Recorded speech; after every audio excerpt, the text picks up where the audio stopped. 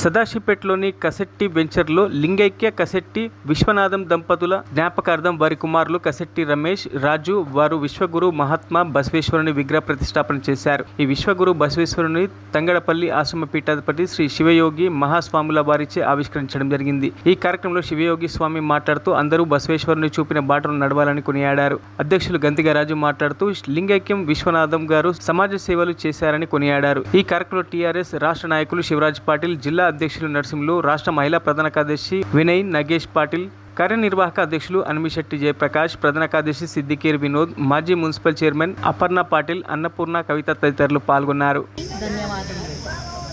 శ్రీ గురు బసవలింగాయ నమః. ఈరోజు మహాత్మా విశ్వగురు బసవ జయంతి సందర్భంగా ఈరోజు కసెట్టి వెంచర్లో బసవేశ్వర విగ్రహ ఆవిష్కరణ కార్యక్రమం వారి తండ్రి గారి జ్ఞాపకార్థం కసెట్టి విశ్వనాథం గారి యొక్క జ్ఞాపకార్థంగా వారి కుమారులు ఈ యొక్క కార్యక్రమం నిర్వహించడం జరిగినది. కావున కసెట్టి విశ్వనాథం గారు కూడా ఎడ్డబజార్ సమాజంకు ఎనలేని సేవలు అందించారు.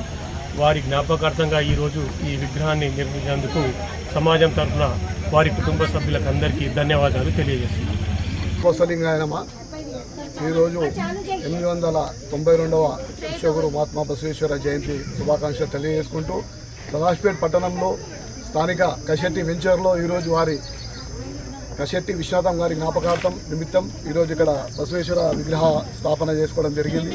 వారి కుటుంబ సభ్యులందరికీ కూడా పేరు పేరున ధన్యవాదాలు తెలియజేసుకుంటూ, ఎందుకంటే పెద్దలు చూపించిన మార్గంలో వారి కుమారులు కసెట్టి రమేష్ అయితేనేమి, కసెట్టి రాజు, వారి మన్మన్లు మన్మరాలందరూ కూడా అదే సేవలో కొనసాగిస్తూ ఈరోజు ఈ కార్యక్రమం నిర్వహించడం చాలా హర్షించదగ్గ విషయం. ఎందుకంటే ఈ సనాతన ధర్మంలో ఈ బసవేశ్వరుని అనుయులుగా వారి చేసిన సేవలు గుర్తించుకోవడం, వారి స్థాపించుకోవడం కూడా ఈరోజు చాలా హర్షించదగ్గ విషయం.